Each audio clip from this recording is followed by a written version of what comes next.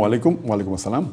What does our Sharia say about a father who had 3 daughters and 1 son and who made an oral will in front of his son and 1 daughter and died after a few days?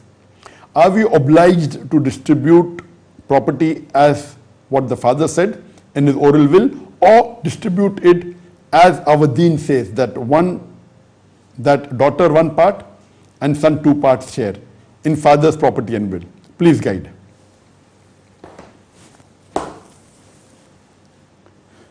The question poses that if a father before dying makes an oral will in front of his 1 son and 1 daughter, he has 1 son and 3 daughters, and if he makes an oral will in front of 1 son and 1 daughter, and after he dies, should they distribute according to what the father said or what the Quran has said? The Quran is very clear cut, and Allah says in the Quran in Surah Nisa chapter number 4 verse number 11 and 12. There are various verses talking about inheritance, but the main important verses is from Surah Nisa chapter 4 verse number 11 and 12. Verse number 11 says, as for the inheritance of your children, the son, the male, gets double the share of the female. If there are only females, 2 or more, they share in a 2/3. If only 1 female, she gets half, after paying the legacies and debt. As far as your parents are concerned, if there are children, each parent gets 1/6. If there are no children, mother gets 1/3. If you have brothers and sisters, mother gets 1/6. All this is after the payment of legacies and debts, means all the liabilities and the debts is there.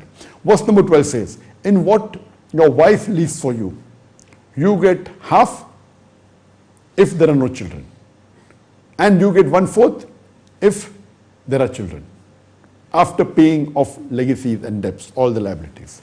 The verse continues, in what you leave for your wives, if you have no children, wife gets 1/4. If there are children, wife gets 1/8, after paying of legacies, the liabilities and the debts.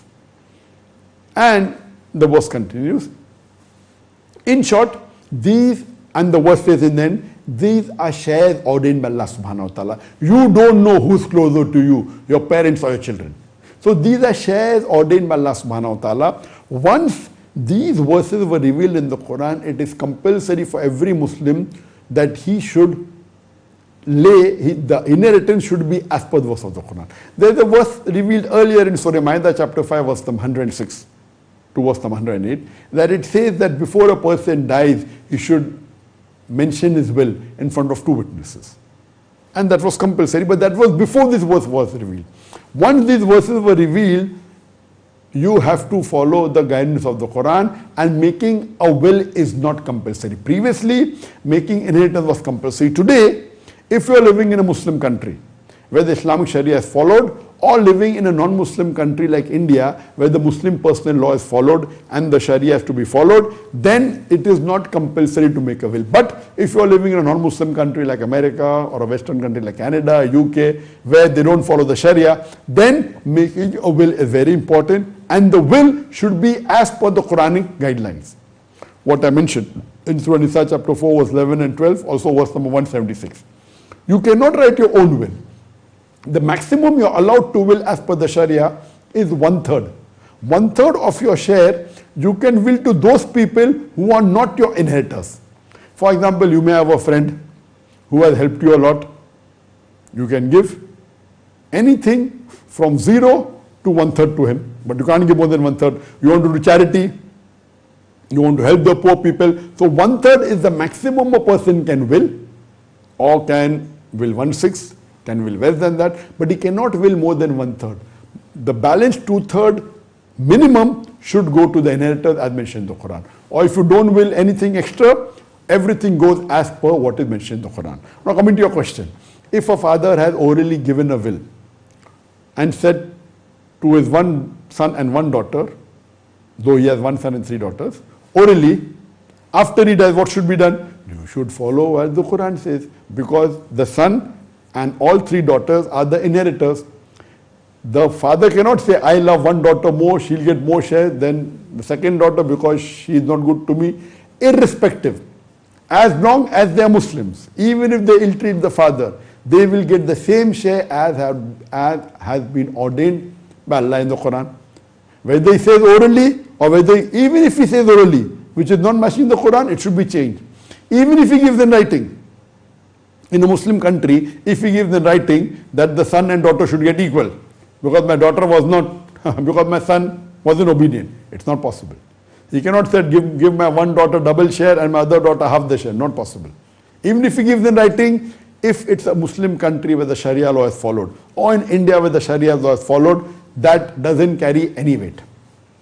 So whether he said orally to one of the sons and one of the daughter, or he gave in writing, as per the Islamic Sharia, the share should be son get double than daughter.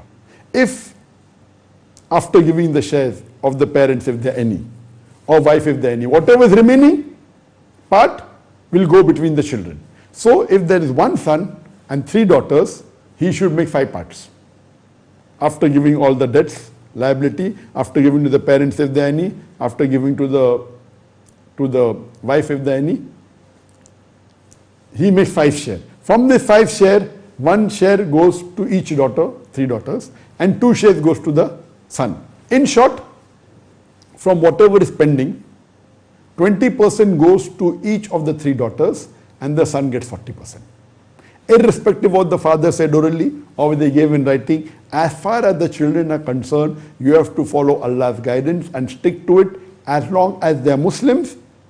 Even if they ill-treat the parent, whatever they do, the shares had been ordained by Allah and you have to follow it.